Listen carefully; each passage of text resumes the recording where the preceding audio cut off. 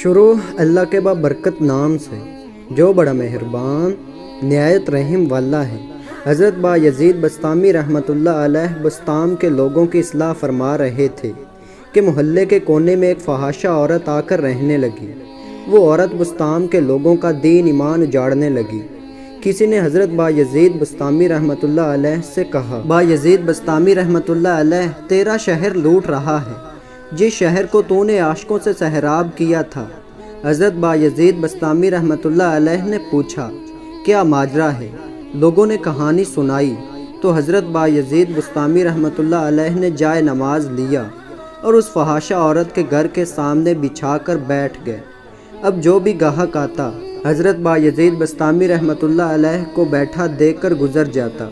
اس فحاشہ عورت نے صبح سے لے کر رات گئے تک انتظار کیا کہ آج کوئی گاہک نہیں آیا۔ پھر کھڑکی کھولی اور نیچے جھانک کر دیکھا کہ ایک بابا ہاتھ میں تسبیح لیے زمین پر جائے نماز بچھائے بیٹھا ہوا ہے۔ عورت نیچے اتری اور کہنے لگی، بابا اللہ کو یاد کرنے کے لیے اور تھوڑی جگہ ہیں، تجھے میرے گھر کی ہی گلی ملی ہے، میرا راستہ روک لیا ہے۔ حضرت با یزید بسطامی رحمۃ اللہ علیہ بولے، کیا مشکل ہے تیری؟ عورت نے کہا، میرا راستہ روکا ہوا ہے، میرا آج کوئی گاہک نہیں آیا۔ حضرت با یزید بسطامی رحمۃ اللہ علیہ نے فرمایا، آج میں تیرا گاہک ہوں، بتا تیری رات کی قیمت کتنی ہے؟ اللہ اکبر۔ عورت نے قیمت بتائی۔ حضرت با یزید بسطامی رحمۃ اللہ علیہ نے قیمت ادا کی۔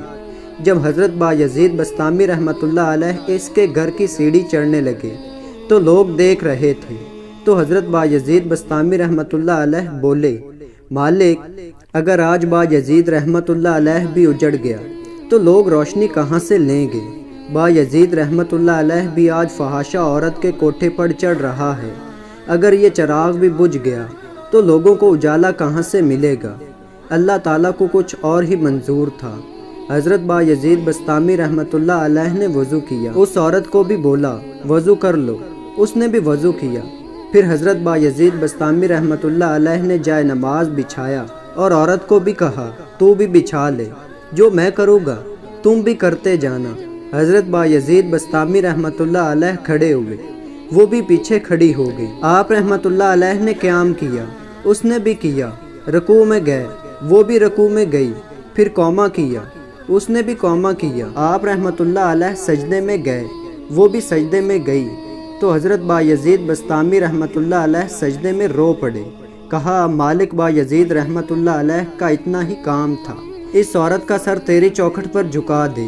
مالک یہاں تک لانا میرا کام تھا، دل کی دنیا بدلنا تیرا کام ہے۔